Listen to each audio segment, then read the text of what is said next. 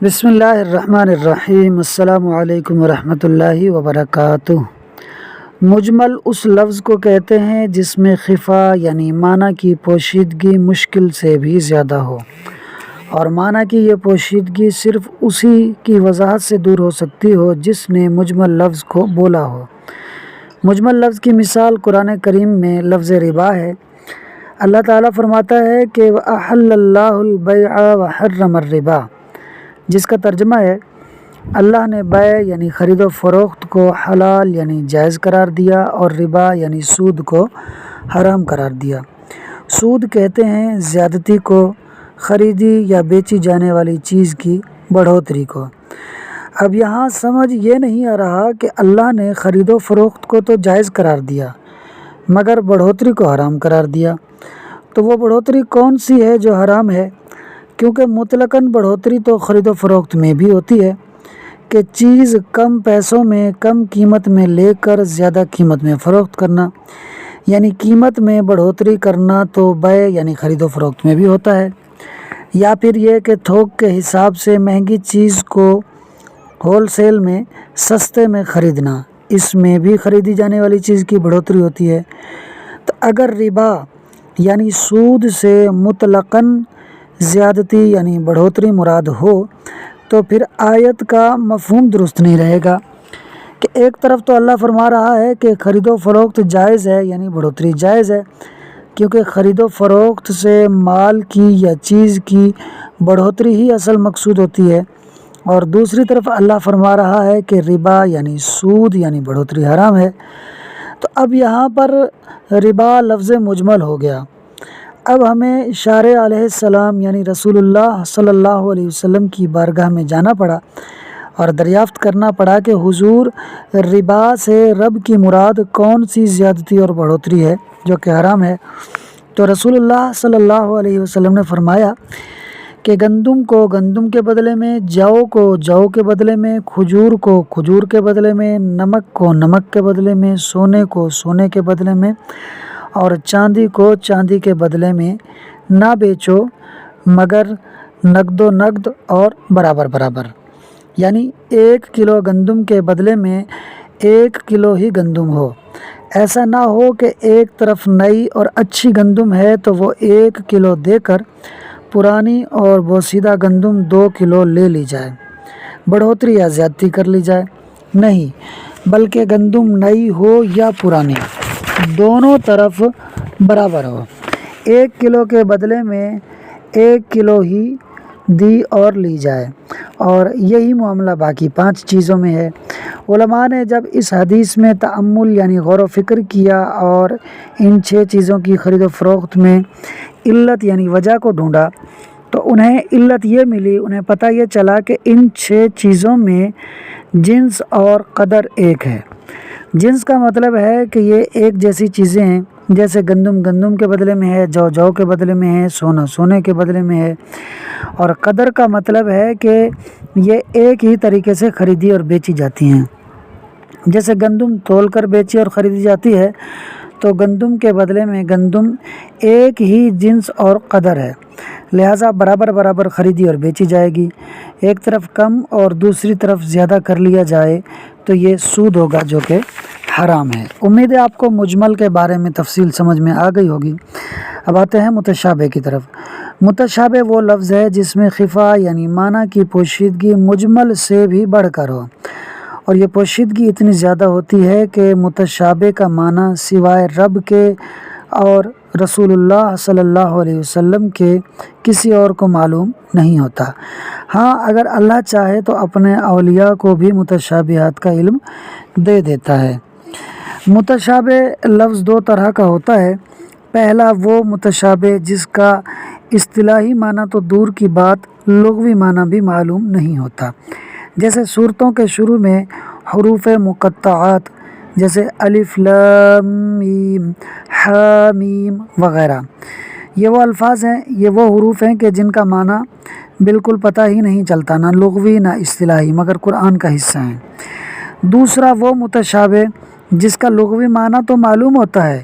مگر وہ لغوی معنی لینا درست نہیں ہوتا، جیسے ید اللہ یعنی اللہ کا ہاتھ، وجہ اللہ یعنی اللہ کا چہرہ، یہ ان الفاظ کے لغوی معنی ہیں، مگر چونکہ اللہ جسم سے پاک ہے تو ہاتھ اور چہرے سے بھی پاک ہے، لہٰذا ان الفاظ کی جو مراد ہے وہ اللہ تعالیٰ بہتر جانتا ہے۔ تو یہ متشابہ حروف کی دو قسمیں ہو گئیں، متشابہ کی دو قسمیں ہوگی، ایک تو حروف مقطعات اور دوسرا وہ الفاظ کے جن کے ظاہری معنی تو ہیں لیکن حقیقی معنی کیا ہے یہ رب عز و جل ہی جانتا ہے۔ مجمل اور متشابہ کا حکم یہ ہے کہ ان کے حق ہونے کا اعتقاد یعنی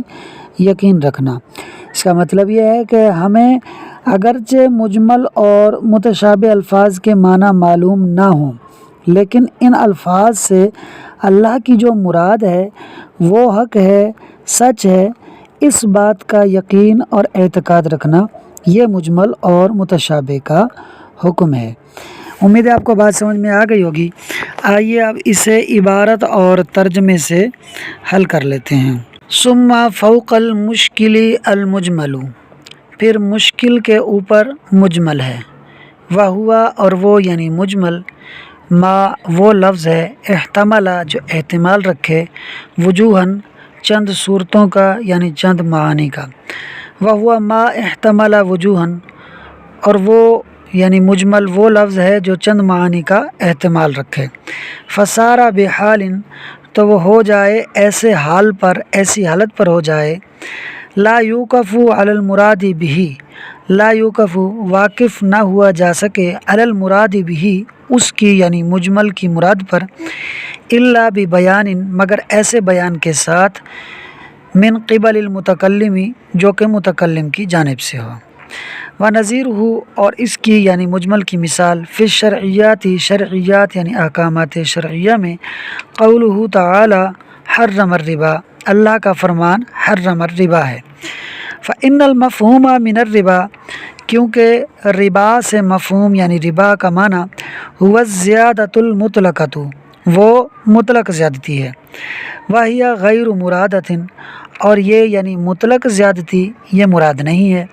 بل المراد بلکہ ربا سے مراد الزیادۃ الخالیۃ عن العوض وہ زیادتی ہے جو عوض یعنی بدل سے خالی ہو،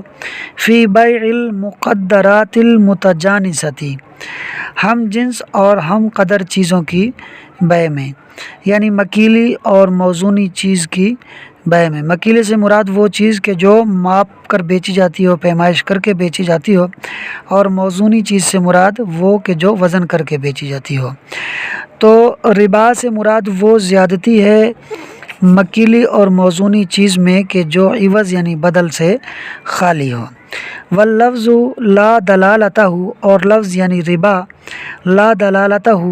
اس کی کوئی دلالت نہیں ہے، علی ھذا اس معنی پر، یعنی یہ جو معنی بیان کیے گئے ہیں کہ وہ زیادتی جو عوض سے خالی ہو، اس زیادتی والے معنی پر لفظ ربا دلالت نہیں کرتا،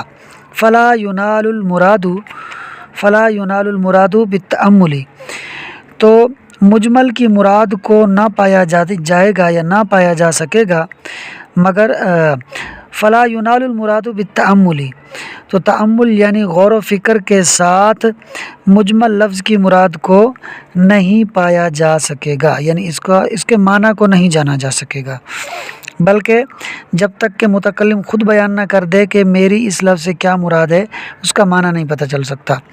ثم فوق المجمل فی الخفاء المتشابہ پھر مجمل کے اوپر خفا میں مجمل کے اوپر متشابہ ہے، مثال المتشابہ متشابہ کی مثال، الحروف المقطعات حروف مقطعات ہیں، فی اوائل السور جو صورتوں کے شروع میں، اوائل منع شروع، سور منع صورتیں،